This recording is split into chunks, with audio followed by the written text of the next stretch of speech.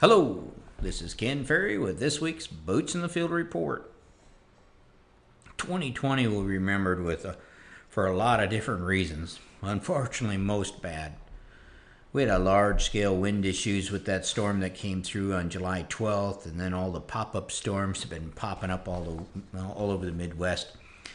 Now add this derecho storm that came through central Iowa, northern Illinois on August 10th, and we've got a real mess. Never in my career have I seen so many acres damaged in one year by wind and wind alone. The scale of this issue is unprecedented. I'll have Thomas put up the area affected by this storm and the one from July 12th. These storms together are going to change the national average in a big way. Corn that is blowing down at this stage will not only experience yield loss when it comes to filling that ear, but we'll be dealing with some pretty significant issues when it comes to harvest loss. And when ears get close to the ground, we must factor in some of the ear rots this fall as well. The August 10th storm caused a great amount of property damage across the storm front, in some cases taking out grain bins and our whole grain facilities. Many trees toppled, putting a lot of people out of power. The power trucks have been going by here all day heading north, trying to put the grid back online. Our prayers go out to all of you that were caught up in this monster. It's time to put together your fall strategy to deal with the issues coming your way this fall. This is now going to be a slow harvest. It's time to get set to be able to harvest down corn. Get with your grain delivery point to be sure they'll be back online to handle the crop this fall. This storm came right through Seed Corn Alley in Iowa, and I expect those fields are going to take a hard hit as well. So we may have to keep an eye on our seed supplies next spring. Here locally, we did see some wind, a little bit of rain, but for the most part we fared pretty well. In the fields this week, we're now seeing and spraying for aphids in the late May and June corn.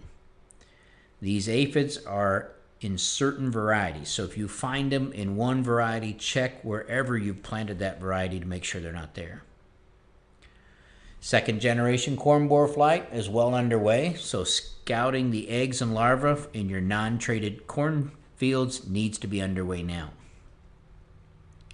This week we're in a field that we've been dealing with some rootworm resistance to Smart Stack.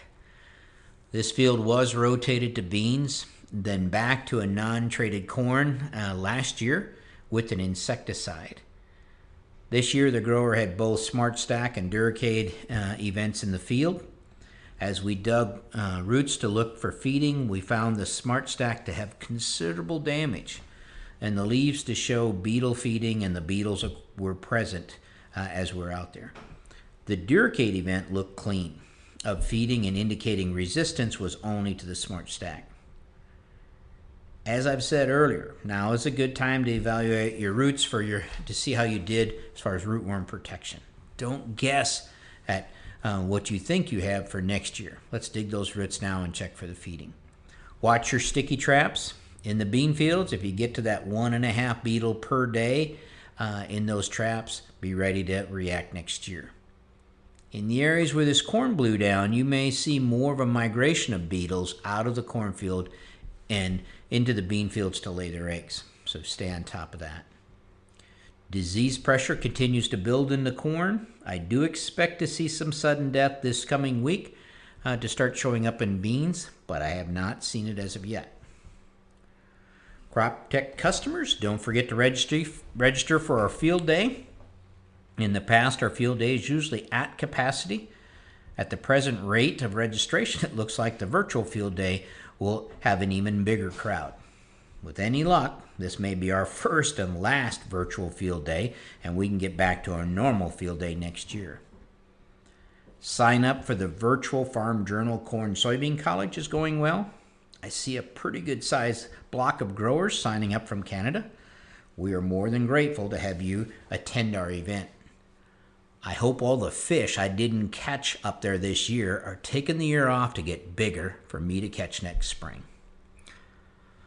Let's try not to get blown away this week. To stay up to date, check out our website at croptechinc.com and subscribe to our podcast, Boots in the Field Report. Keep her safe, keep her moving.